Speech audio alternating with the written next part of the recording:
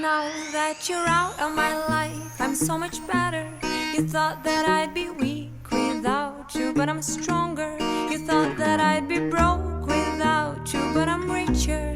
You thought that I'd be sad without you. I laugh harder. You thought I wouldn't grow without you. Now I'm wiser. You thought that I... 911.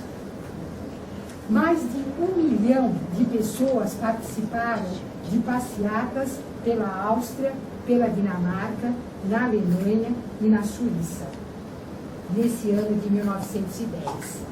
E entre as reivindicações dessas passeatas e desse início de movimento estavam o fim da discriminação e o direito ao trabalho, o direito ao voto e o direito a ocupar cargos públicos.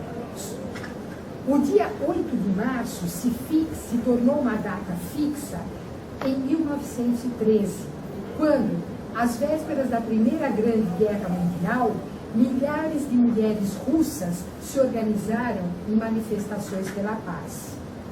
A data foi oficializada pela Organização das Nações Unidas, pela ONU, em 1977. E desde 1996, ela recebe um tema anual. Então, todo ano, a ONU explicita um tema para ser debatido nesse 8 de março, que é o Dia Internacional da Mulher.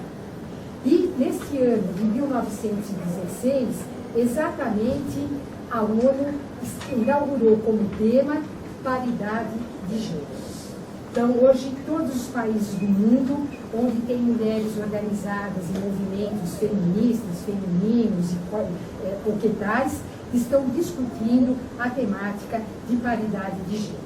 Bem, as primeiras conquistas das mulheres no nosso país, desde o primeiro Dia Internacional, foram: em 1927, as primeiras brasileiras votam no Rio Grande do Norte. E a pioneira foi uma professora. Em 1932, as mulheres conquistam o voto em todo o território nacional. 1932. Não é tão distante assim. Em 1933, é eleita a primeira deputada no país. O nome dela era Carlota Pereira de Queiroz. Em 1962, as mulheres podem trabalhar fora sem a permissão do marido. De 1962.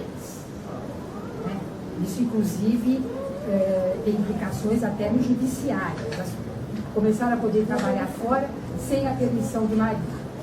Em 1988, com a Constituição Cidadã, que é mais próxima, essa nova Constituição garantiu às mulheres total igualdade de direitos.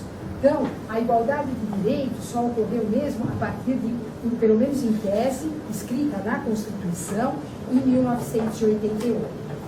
E em 2010, Dilma Rousseff é eleita a primeira presidenta do Brasil. E mais uma observação curiosa: só em 2015, ou seja, o ano passado, o Senado brasileiro construiu o primeiro banheiro feminino para uso das senadoras. No ano passado. O pessoal acompanhou isso. Isso não existia. 2015. Por isso, a colega tem toda a razão, que tem uma coisa é a abertura, outra coisa são as ações concretas que mudam a realidade, né? Intenções tem muito. Bom, esse ano de 2006, então, a ONU instituiu como tema paridade de gênero. E agora, falando um pouquinho sobre o tema que me trouxe aqui, que é refletir sobre a participação feminina nas ciências, nós podemos constatar atualmente que a presença das mulheres tem aumentado, né? Principalmente no âmbito das ciências da vida e ciências ambientais. Porém, ainda muito aquém no campo das ciências exatas. Então, hoje é muito mais comum você ver mulheres com profissões ligadas às ciências da vida, medicina, biologia, biotecnologia e que tais, mesmo nas ciências ambientais, mas nas ciências exatas, ainda a participação é muito pouco expressiva. Vários grupos de mulheres pesquisadoras têm se dedicado ao estudo da participação feminina na ciência e na tecnologia, tanto no estado de São Paulo quanto no país como um todo. Na USP, nós podemos destacar o trabalho pioneiro do Núcleo de Estudos da Mulher e Relações Sociais de Gênero, o NEGE, né? Em especial da professora Eva Altman-Bley, que durante muitos anos, décadas até, iniciou essa discussão aqui na universidade e que, na verdade, foi uma espécie de mentora das mulheres do IPT quando nós começamos a nos preocupar com esse assunto dentro do próprio IPT. O NEGE funciona, imagino que ainda deva estar funcionando, criou muitas mulheres que deram sequência ao trabalho desenvolvido, inclusive em várias áreas de violência contra a mulher, mulher nas profissões, saúde da mulher, mulher, ciência e tecnologia, ligado ao Departamento de Sociologia da Universidade de São Paulo. Bem, no caso do IPT, o IPT é uma instituição que tem 115 anos de existência. A missão do nosso instituto é dar suporte tecnológico às empresas, ao setor produtivo e ajudar na concepção de políticas públicas em diferentes áreas. Na área ambiental, na área de habitação, na área de materiais, na área de saúde, onde for, o IPT também tem essa missão. E é um instituto multidisciplinar, tem caráter multidisciplinar, com profissionais que pertencem a várias carreiras: física, biologia, geografia, geologia, história, mas um instituto majoritariamente formado por engenheiros e homens. Né? Sempre foi assim, desde os seus 115 anos de existência. Se vocês recuperarem as fotos do IPT de 115 anos atrás, vocês vão ver nas escadarias do prédio histórico do IPT, que é o prédio Adriano Martini, o número 1, aquelas escadarias todas repletas de engenheiros homens, e você vê uma única mulher engenheira, que aliás era filha de uma família judia.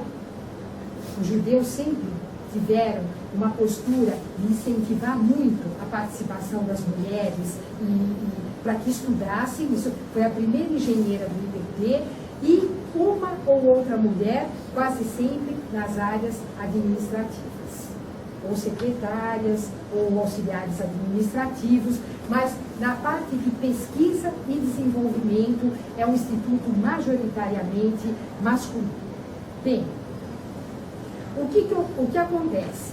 Essa ainda reduzida participação das mulheres, principalmente no campo das ciências exatas, segundo muitos estudos que foram feitos por esses grupos feministas da USP, mesmo na Unicamp e na Unesp, se deve muito, além de outros fatores, à questão da educação que as meninas recebem desde pequenas e que, segundo os estudos feitos, é uma educação sempre orientada às atividades do cuidar e do educar.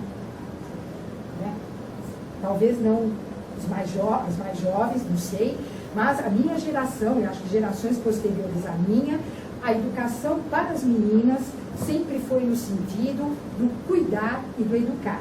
Então explica-se por que as profissões, professora, enfermeira, mesmo médica, sempre ligado ao papel que as mulheres têm do cuidar e do educar. E essa educação acaba, de uma certa forma, influenciando as meninas nas escolhas que elas fazem ao longo da vida. Né? Então, isso é constatado. Se vocês pegarem os dados do NEGE, a maior parte da inserção das mulheres é sempre em atividades ligadas ao cuidar e ao educar. Né? Daí porque na área de ciências exatas a presença é muito pouco marcante. Um exemplo típico: meninas brincam com bonecas e panelinhas, e meninos com carrinhos e jogos de montar. Se o computador de casa quebra, a mãe chama o menino para arrumar.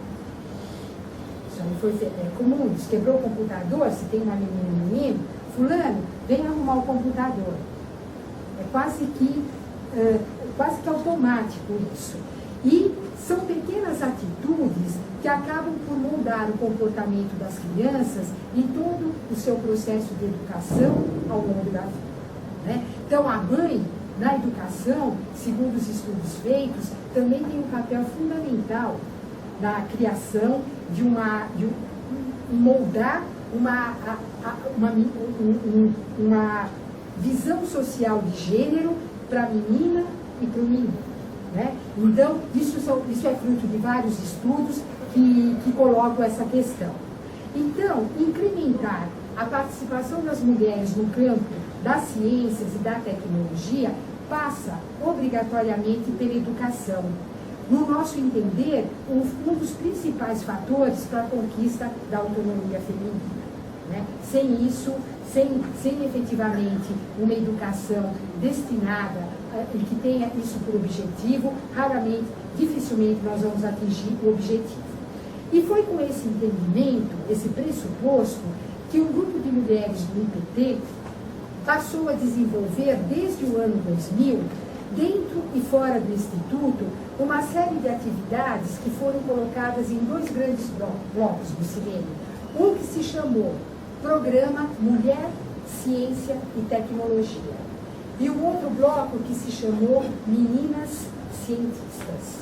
Tá? Então, foi por aí que nós começamos a desenvolver as nossas ações. Essas propostas que nós fizemos no IPT, elas prosperaram mais ou menos dependendo de quem estava na direção do Instituto à época. Dependendo de quem está na direção, a coisa evolui ou a coisa regride. O ápice desse nosso trabalho, nós temos colegas aqui que estiveram juntos conosco nisso, foi quando foi nosso diretor-presidente do IPT, o professor da USP, o professor Guilherme Ariplowski, que era uma pessoa que tinha na luta pelas causas femininas, uma coisa para ele muito importante. Então foi um momento em que as pesquisadoras e as mulheres do IPT em geral tiveram quase que um empuxo, um apoio muito grande para desenvolver essa discussão lá dentro. Dependendo de quem está na direção, isso avança ou isso reflui. Porque é óbvio que nós, no Instituto, temos uma diretoria, você presta contas, você tem que ter total autonomia para fazer as ações que você achar que deve. Bem, algumas das ações que esse grupo de mulheres fez desde o ano 2000, que eu acho que valeria a pena citar para vocês. Uma primeira importante ação feita foi em parceria com a USP, quando a USP começou a desenvolver um programa que se chamava Cidade do Conhecimento. Nesse programa Cidade do Conhecimento, que tinha o envolvimento de professores da ECA, do Instituto de Estudos Avançados da USP e de outros, a ideia era, aos finais de semana, trazer professores do ensino médio e fundamental para se reciclarem conosco na universidade e poderem aprofundar e ampliar os seus conhecimentos. Naquele momento, junto com uma jornalista da ECA, eu e mais algumas mulheres, colegas do IPT, uma delas está aqui, que foi a Beatriz, nós resolvemos montar um programa no final de semana para levar esses professores e professoras para pesquisas de campo. Então, a Beatriz, que é bióloga, foi mostrar como é que se identificava brocas, cupins e fungos em árvores. A Vilma, que era uma geóloga e naturalista, formada ainda como naturalista na época do Rio de Janeiro, que nem era geologia, era naturalismo, foi fazer com eles perfis de solo, identificação de rochas, aqui no campus da USP. Foi no Bosque da Biologia. A Beatriz, ela foi uma das que foi com os professores. Qual que era a ideia? Era sensibilizar os professores para mostrar que mulheres têm profissões que não necessariamente aquelas do cuidar e do educar. você tem mulheres trabalhando na geologia, você tem mulheres trabalhando na biologia, gente que vai a campo, fazer trabalhos de campo, que mexe na terra, e que era importante que esses professores também sensibilizassem as meninas, as alunas, para que elas pudessem ter um leque mais abrangente de escolhas nas suas profissões. Bem, além disso, por que nós insistimos nisso? Porque a gente sempre acreditou na importância da mudança do currículo nas escolas de ensino fundamental. É preciso inserir nesses currículos a questão da igualdade de gênero, né? Muitas vezes é como você falou, isso é muito falado, mas a tradução disso numa política pública tem uma longa distância. Então, quer dizer, como é que você inclui nos currículos do ensino fundamental e básico essa questão de abrir mais os horizontes para que as meninas tenham maiores possibilidades de escolha? E, além disso, mostrar nos currículos também as mulheres que fizeram a nossa história na ciência e tecnologia e que foram responsáveis pelo avanço da ciência e tecnologia no Brasil.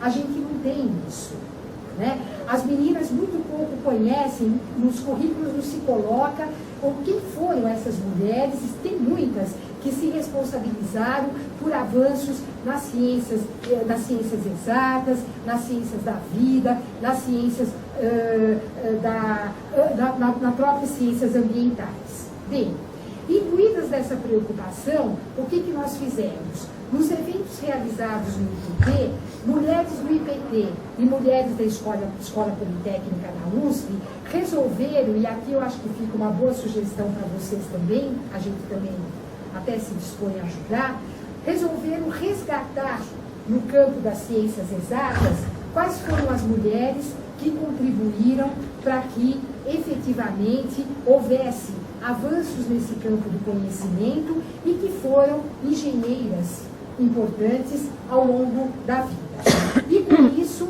as mulheres da Escola Politécnica, naquele momento, com o apoio do Dr. Varran Agopian, vice-reitor agora, eu acho que ele está até como reitor em exercício nesse momento, fizeram um livro muito bonito que se chamou Mulheres Politécnicas, né? Que foi lançado numa das Semanas da Mulher, que foi realizada no IPT.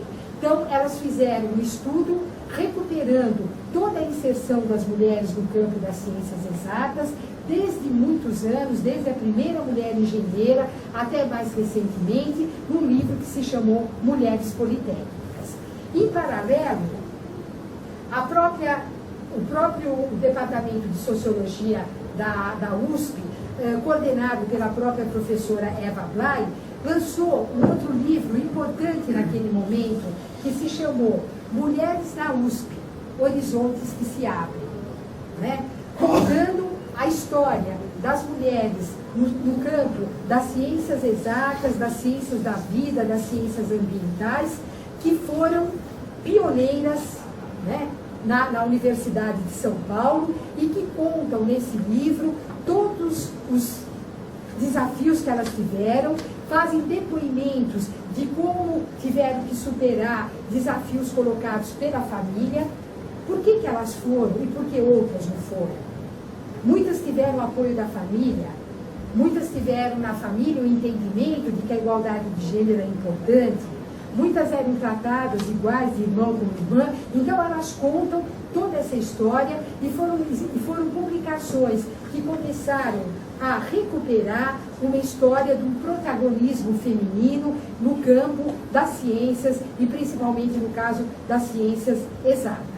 Eu acho que um exemplo como esse fica aqui até como sugestão de quem sabe, com o apoio da própria diretoria do IGC USP e mesmo da diretoria da própria universidade, já que o professor Varran é vice-reitor, pudesse também, com essa questão de recuperar-se a história da geóloga Dinalva, fazer um livro Mulheres Geólogas e Geógrafas, né? Acho que o coletivo podia ali ter como um dos desafios conseguir o apoio e o patrocínio da universidade, obviamente, não, né, para se fazer uma coisa como essa que foi feita com o apoio da universidade. Na Escola Politécnica foi feita com o apoio do professor Vagan, né, foi contratado um historiador que ajudou a recuperar todas essas histórias, foram feitas entrevistas, foram coletados os depoimentos,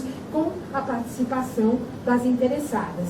Então, eu acho que é uma coisa interessante para se pensar em fazer para o futuro. E, além disso, quer dizer, qual foi nossa intenção? Além disso, durante essas semanas todas que nós fizemos, a ideia foi, primeiro, sensibilizar internamente as mulheres do IPT.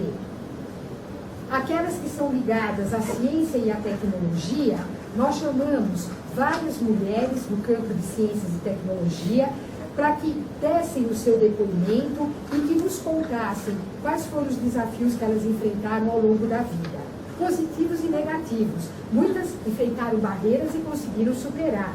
Outras tiveram uma vida mais fácil, porque já vinham de um meio onde o apoio, a participação da mulher era mais efetiva. Outro ponto que nós levamos também no IPT foi a questão de não ficarmos só restritas à questão de mulheres, ciência e tecnologia, ainda que esse seja o nosso foco, esse sempre foi. Mas a gente sabe que nós, mulheres do campo da ciência e tecnologia, somos, entre aspas, privilegiadas. Nós somos privilegiadas, né? Isso é uma constatação.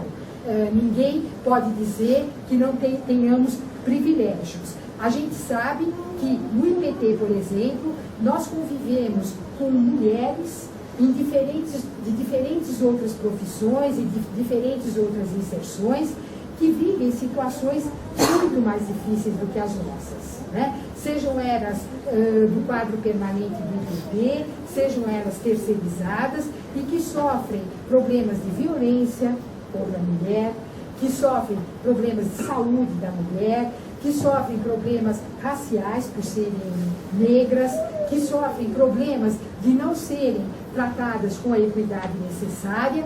Então, na medida do possível, nós também sempre trouxemos, nas semanas que fizemos no IPT, uma parceria com procuradores, com mulheres da justiça, procuradoras, justamente para poder discutir conosco a questão, principalmente, da violência contra a mulher. Seja a violência no trabalho, seja a violência doméstica, seja o assédio moral, assédio sexual. Lembrando que o IPT, inclusive, tem um comitê de ética, né, onde esse tipo de problema pode ser levado quando for devidamente constatado. E uma coisa muito interessante, só um parênteses no que eu estou colocando para vocês, é que quando nós fazíamos o debate sobre violência contra a mulher, principalmente violência doméstica, e mesmo no local de trabalho, e nós chamamos promotoras. Eu lembro que na época veio a promotora a doutora Luísa Eluf, chamamos promotoras do Ministério Público, e por incrível que pareça, o auditório ficava lotado muito mais de mulheres terceirizadas do setor de limpeza do que pesquisadoras. E não que não houvesse violência doméstica contra as pesquisadoras, porque a gente sabia que havia.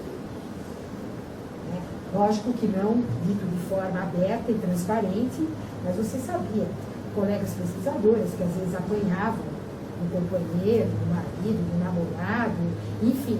Mas era engraçado, porque era muito mais fácil para uma senhora da limpeza admitir e explicitar. Ela perguntava para a doutora Luísa, você lembra disso? Mas a doutora, como é que eu uso a lei Maria da Penha? Porque ontem meu marido chegou e me jogou uma panela na cabeça, ou me deu um tapa na orelha. Ela falava, cara, isso no auditório do IPT, como esse aqui, lotado de mulheres com... E pesquisadoras, você não via ninguém. E quando iam, permaneciam calados. Quer dizer, tem toda aí uma questão de não explicitar a violência que está sofrendo, o que mostra que é um problema sério, né? Porque é uma violência que atinge diferentes faixas de renda, diferentes profissões.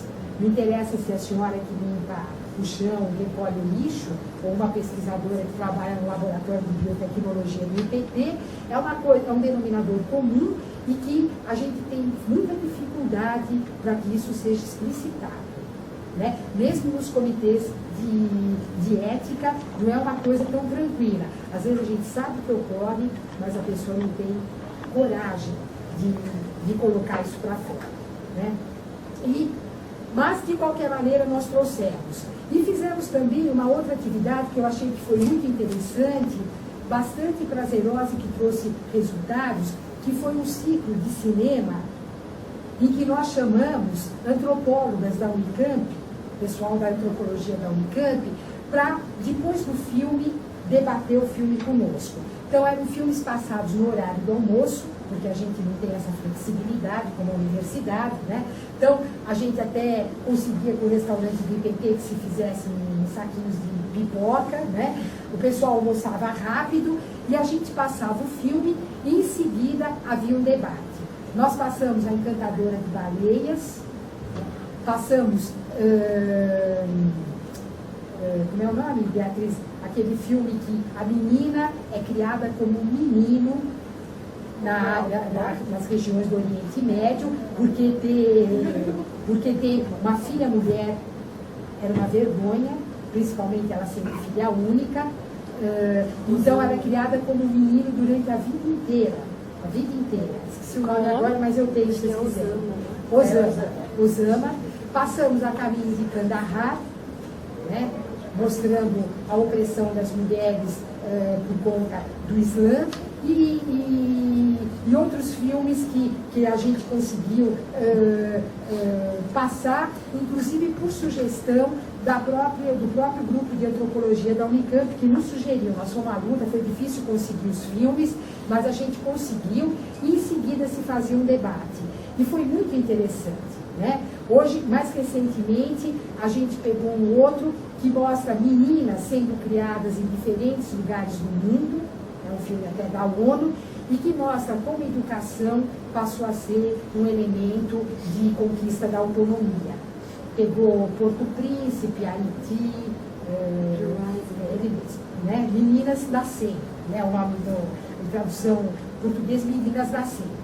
E com essa questão das meninas, a gente viu que a gente deveria dar um foco importante ali.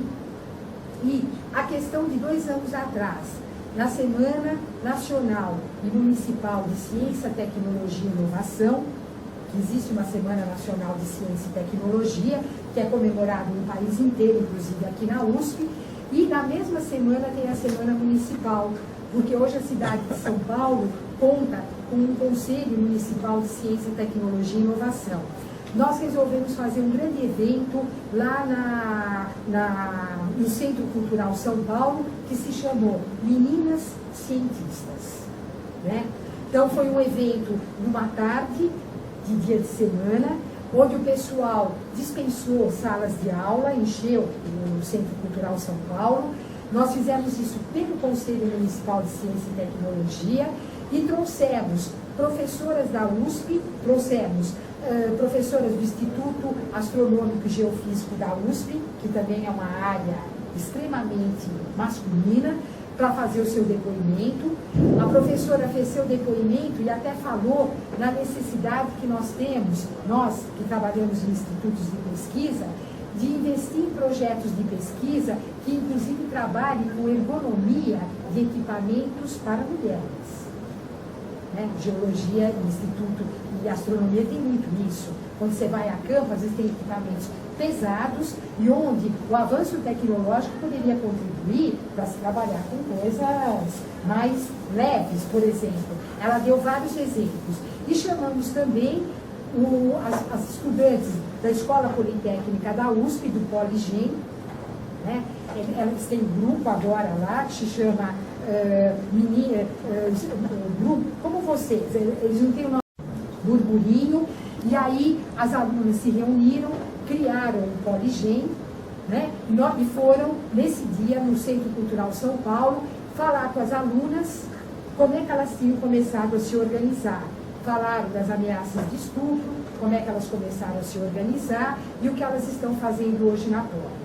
O pessoal do INEGE, da Sociologia, foi também contar que trabalhos estavam fazendo e nós chamamos da Prefeitura as secretarias responsáveis pela definição de políticas públicas, a de defesa da mulher, a de educação, porque todas essas coisas que a gente vem propondo precisam ser incorporadas nas políticas públicas. Caso contrário, nós ficamos meramente num debate. O IPT não tem poder de definir uma política pública na área de gênero. O IAG não vai poder definir uma política pública na área da educação básica e de médio. Quer dizer, isso tudo tem que se traduzir obrigatoriamente em política pública. Então, isso tem sido um pouco o nosso esforço. Fizemos esse evento Meninas Cientistas e, naquele momento, tivemos inclusive a possibilidade de ter no plenário assistindo, e a gente até acabou chamando para compor a mesa, a esposa do prefeito Haddad, que ela é da odontologia da USP, né, é professora da odontologia da USP, e que estava no plenário e que se comprometeu na medida do possível, assim como todas nós, a tentar levar essa luta de inserção dessas preocupações nas políticas públicas, inclusive ela que é responsável por um programa que se chama São Paulo Carinhosa. Né? Então, se São Paulo pudesse ser carinhosa com as meninas, né, cientistas, a gente agradeceria muito. Então, nós mandamos vários documentos, fizemos vários debates e isso no Centro Cultural São Paulo. Além disso, também fizemos uma coisa muito importante, que a gente acha importante, que essa busca pela conquista da autonomia passa pela educação e passa também pelo empreendedorismo. Nós precisamos ter mais mulheres nas incubadoras de ciência, tecnologia e inovação, nas startups. Né? Fizemos várias visitas com meninas e com pessoas interessadas à incubadora do CIETEC, que é aqui na USP. Tem muitos projetos embrionários incubados para se tornarem futuros negócios, projetos de base tecnológica, né? Eu não estou falando só do empreendedorismo dos grupos de mulheres que fazem manufatura, tem bastante, né?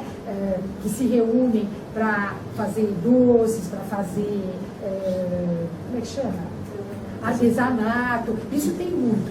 Mas um incentivo maior à inserção das mulheres nas empresas de base tecnológica, nas incubadoras. Quando vocês vão às incubadoras do CIETEC, a maior parte são jovens, incubados homens. Né? Raramente você vê uma menina. Eu vi duas. Uma que estava trabalhando para desenvolver um aplicativo na área de educação, que ela queria, né? Nós somos, inclusive, com os nossos colegas do ensino médio. Então, quer dizer, esse empreendedorismo, esse incentivo às meninas para que sejam meninas cientistas, para que tenham empreendimentos incubados, para que se tornem independentes em termos de financeiros e mesmo por meio da educação, é uma coisa que a gente vem tentando fazer. Bem, assim, para finalizar, eu só queria dizer que aquilo que eu já tinha falado, que nós, as mulheres que atuamos no campo das ciências e que estamos tentando desenvolver todo esse trabalho, sabemos que apesar dos desafios que a gente enfrenta, ainda nós somos consideradas um grupo privilegiado. Mas mesmo sendo privilegiado, é importante dizer que, mesmo com esse avanço identificado, é preciso ressaltar que quando nós entramos no mercado de trabalho, a gente sempre recebe menos do que os homens, né? E sempre ocupamos posições subordinadas. Isso vale também para as áreas de ciência, tecnologia e inovação. Não é porque estamos nela que nós somos uma exceção, né? De acordo com o IBGE, apesar de nós mulheres termos mais tempo de estudo, nós ainda ganhamos, em média, o equivalente a 77% do rendimento médio recebido por homens. E essa diferença salarial aumenta conforme o grau de escolaridade, né? E mesmo com mais tempo de estudo, nós demoramos muito mais para sermos promovidas, isso em qualquer lugar, pode incluir o IPT, né? As colegas têm muito mais tempo para ser promovida, e mesmo que tenhamos exemplos de mulheres em altos postos de comando em empresas e entidades, elas ainda são uma minoria. Uma minoria. Tem muito chão pela frente. Portanto, eu penso que nós temos ainda um longo caminho a trilhar. E eu acho que nós temos que divulgar cada vez mais esse debate que vocês estão fazendo aqui, no seio da sociedade, na medida do possível e aonde a gente puder fazer. Temos que nos esforçar muito para que as soluções propostas sejam nas discussões feitas no IPT, no MENGE, na Poli, no IGC, que essas soluções propostas, frente aos desafios identificados por nós, sejam inseridas em políticas públicas. Seja na política dos nossos locais de trabalho, né, no caso do IPT, sejam nas diretrizes do IGC, da USP, sejam nas políticas públicas do município, da nossa cidade, do nosso estado e mesmo da União. Lembrando que essas políticas públicas têm que contemplar a questão do gênero de forma transversal, né? Isso tem que entrar na educação, tem que entrar nas políticas de saúde, tem que entrar nas políticas de ciência, tecnologia e inovação. Bem, finalizando, eu queria agradecer aos colegas do IPT e da USP, que, com tantos desafios e sobrecarga de trabalho, ainda encontram tempo para se dedicar a essa emancipação das mulheres. A gente sabe o quanto é difícil. Queria fazer aqui um reconhecimento às colegas do IPT que sempre nos ajudaram nisso. A geóloga Vilma Campanha, naturalista, que já não está mais entre nós, faleceu no ano passado. A Cristiane, a Kátia e a Beatriz, que levaram conosco essa luta no IPT e que saíram do IPT em busca de novos desafios. E a Luciana e a Priscila, que se encontram aqui, que é uma nova geração que está junto conosco agora, desenvolvendo esse trabalho. E dizer aos colegas e às mulheres do IGC que nós, mulheres do IPT, estamos à disposição para ajudar no que for possível e até nos juntarmos a vocês, né, nessas lutas, nesses desafios, porque a gente sabe que nós somos poucas, né? Não é você não encontra um exército enorme para poder se dedicar a isso com mais afinco. E eu acho que se a gente somar esforços, se pudermos nos juntar, geólogas do IPT, geógrafas do IPT, biólogas, enfim, que estejam preocupadas com essa questão, a gente tem condições de, talvez com menos energia, poder até, juntar com o poligênio, enfim, poder até avançar mais. Então, era um pouco essa reflexão que eu queria fazer. Dizer a vocês que hoje eu represento os profissionais do IPT no Conselho de Administração do Instituto. Talvez, enfim, acho que é a primeira mulher que participa como membro do Conselho de Administração. E até dizer a vocês uma coisa que durante a minha vida pessoal me chamou muita atenção. Há muito tempo atrás, quando eu entrei no Conselho de Administração, em uma primeira reunião que eu fui participar, era a diretor-presidente do IPT, um diretor que já faleceu, ficou durante muito tempo lá, o doutor Alberto Pereira de Castro, uma pessoa muito respeitada, enfim, que fez um trabalho muito importante pela missão do IPT.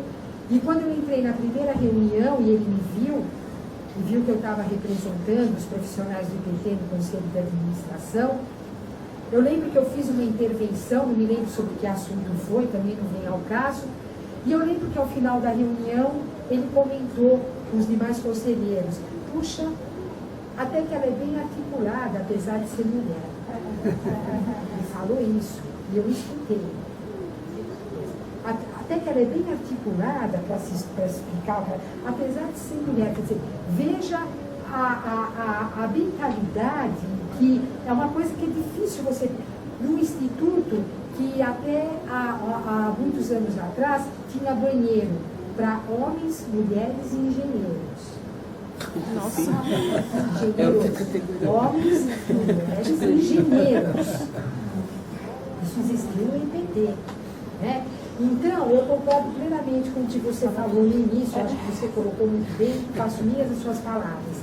Que pese a abertura, todo mundo, né, concorda, você vai no IPT, todo mundo acha, nossa, importantíssimo a luta das mulheres, vocês têm toda a razão e tudo, mas é uma coisa de aparência, né? Muitas vezes na hora das ações práticas, das discussões vamos designar mulheres para cargos de chefias de centros técnicos, ou mesmo para as direções do IPT, quando você precisa abrir essas discussões de uma participação real e mais efetiva, muitas vezes isso fica muito mais no plano do discurso do que na prática. Né? Por isso que eu digo, é necessário que isso esteja introjetado nas políticas da instituição, muitas vezes até no papel. Né? Caso contrário, a gente corre o risco de ser uma coisa muito bonita, todo mundo concorda, todo mundo... Né? Olha, imagine, quem vai discordar disso? É politicamente incorreto, todo mundo, imagina, sabe? Mas no vamos ver para crer, a gente percebe que a coisa não funciona assim. Então, eu acho que, apesar de todos esses avanços, de todas essas conquistas, tem muito chão pela frente, né? Eu acho que a colega aqui colocou muito bem, e fundamental é que nós possamos nos unir, convergir e, quem sabe, tocar isso para frente de uma maneira mais organizada, que nos permita avançar em menor tempo e com menos energia. Eu acho que talvez se a gente juntar todo mundo, né, naquelas coisas que sejam um denominador comum, é lógico que cada grupo tem as suas especificidades, mas naquilo que for uma mesma luta para todos os coletivos, aqui na universidade, mesmo no IPT, nós estamos à disposição para ajudar. Então era isso que eu queria colocar.